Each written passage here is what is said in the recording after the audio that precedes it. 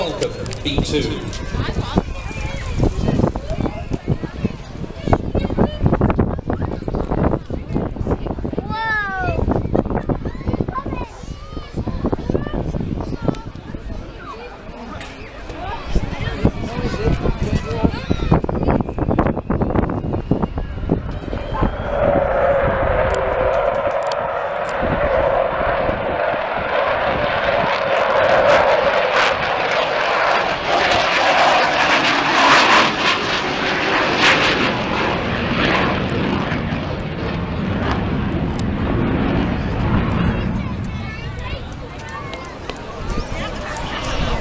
The prototype of the Vulcan, the Avro 658, took to the air for the first time in 1952, and the R.A.F. took its first examples in July of '56. It was part of the great triumvirate of so-called V-bombers, the others being the Handley Page Victor and the Vickers Valiant, that were designed to carry Britain's nuclear deterrent during the years of the Cold War.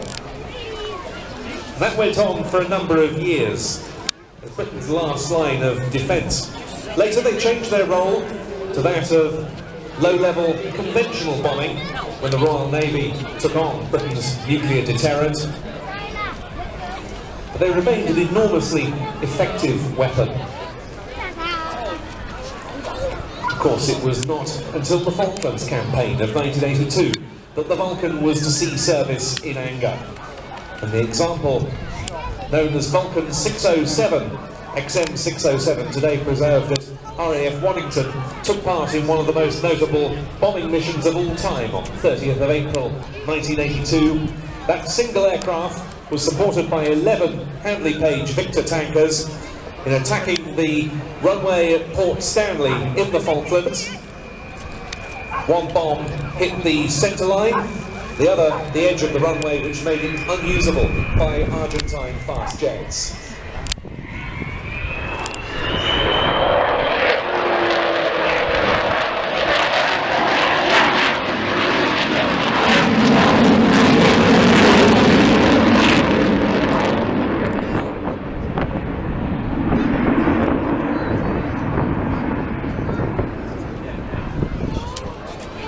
At that time, it was the longest bombing raid in history, a round trip of some 7,760 miles, and it required an amazing 18 air-to-air refuelings.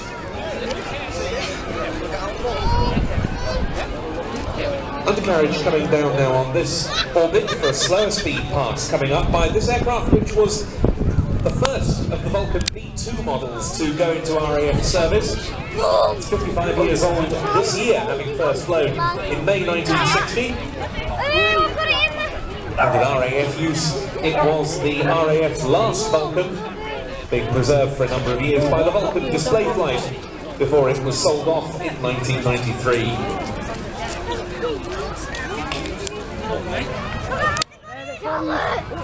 This is the one that goes through my heart. What am I doing? I'm dead.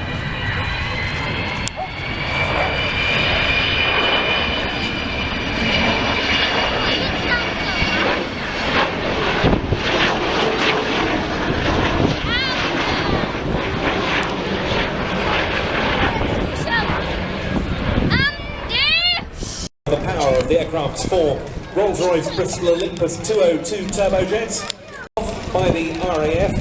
Many would have believed its flying days were over, but David Walton had purchased the airframe along with all the available spares. And he and Dr. Robert Fleming both felt Sky Trust was formed, and they began a remarkable effort to get it flying again. As the aircraft passes by there, we see the on-bay opened, able to carry around £21,000 worth of weapons.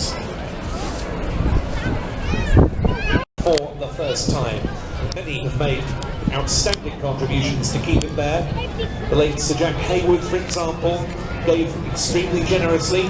Eddie Forrester of Aero Bites continues so to do. The UK Civil Aviation Authority has always been hugely supportive, along with the technical authority companies BAE Systems, Marshall Aerospace and Rolls-Royce. companies who have assisted, the likes of AD Holdings, Airbus, Beagle Technology, Canfield Aerospace, Goodrich, Kearsley Airways, Beggett, Garcia Doughty and Serco.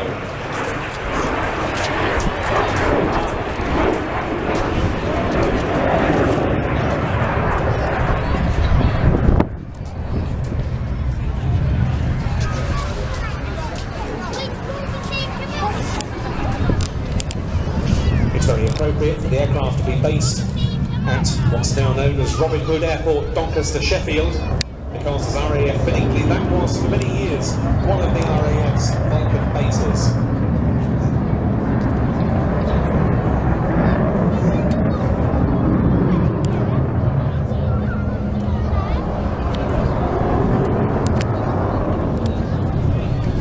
The hope is that next year XH558 will begin a new life, and what's known as the Etna project begins to come about at Robin Hood Airport, an aviation academy and heritage skills centre, where the aircraft will be able to be maintained in fast taxiing condition.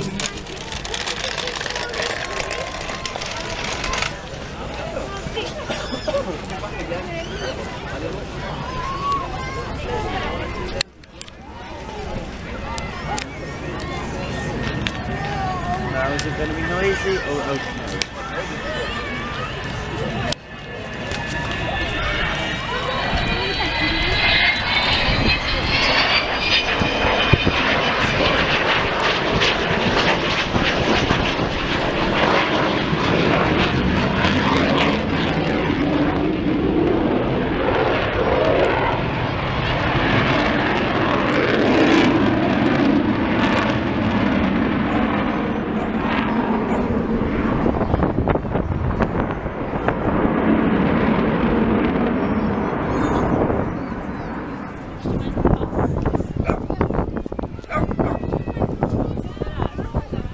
Of course, it still takes a substantial amount to keep the aircraft going for the rest of this, its final display season.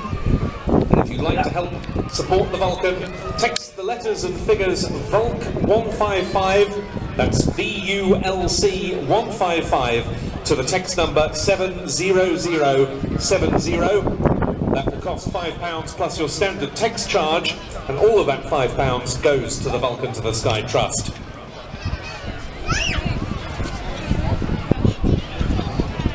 On the Trust website, meanwhile, www.vulcantothesky.org, you can buy tickets for the summer raffle, £2 each.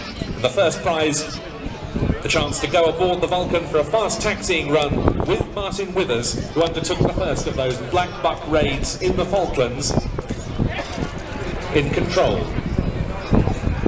This is the final pass of the final display here at Rhyl by Vulcan XH558.